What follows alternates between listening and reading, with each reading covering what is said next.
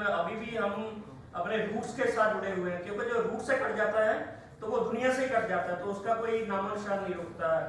तो अमेरिका से आके हम और धन्यवाद करते हैं अतुल जी का कि उन्होंने हमको इस स्टेज पे बोलने का मौका दिया, क्योंकि बहुत ही मुश्किल होता है कि जब किसी बड़े इंसान के बारे में बोलने का आपको मौका मिलता है, तो that's a very difficult and challenging to talk about जो इनके जिनका मनाया जा रहा है सर्वपल्ली राधाकृष्णन जी, जिन्होंने 1962 से लेकर 1967 तक as a president of India serve किया। तो वो एक हिस्ट्री नहीं थे, वो हिस्ट्री बना के गए हैं, हम लोगों को कुछ शिक्षा दे के गए हैं।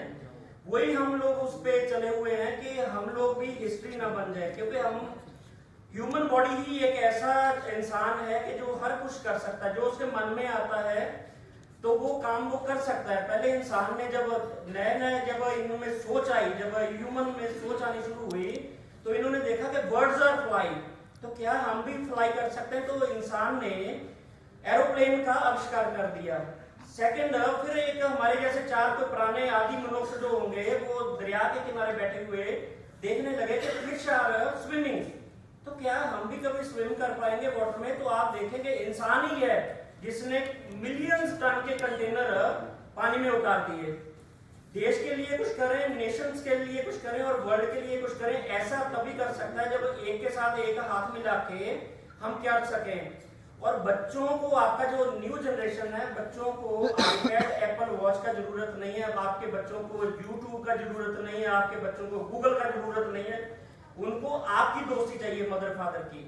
क्योंकि डे बाई डे आप देखें कि आपके बच्चे आपसे बहुत दूर हो पा रहे हैं।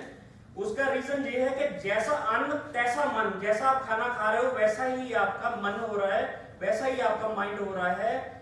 मैं ऐसा नहीं बोलता कि अगर मैं ओपनली बोलूंगा कि मैकडोनल्ड और केएफसी खाना छोड़ दो तो मेरे को अमेरिका में ही नहीं घुसने देंगे, क्योंकि हमारा है, तो वो हमारा प्रोडक्ट है, अमेरिकन और यूरोपियन लेके आए, लेकिन उसको उतना ही यूज करो। लेकिन आप क्या है कि अपने फूड को मत छोड़ो।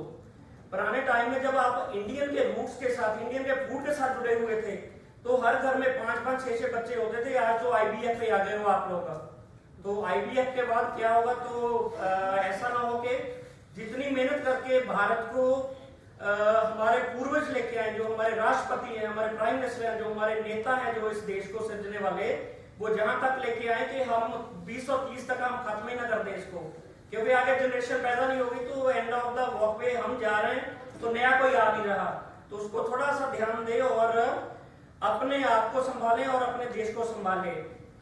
Thank you for everyone to listening me. Thank you very much.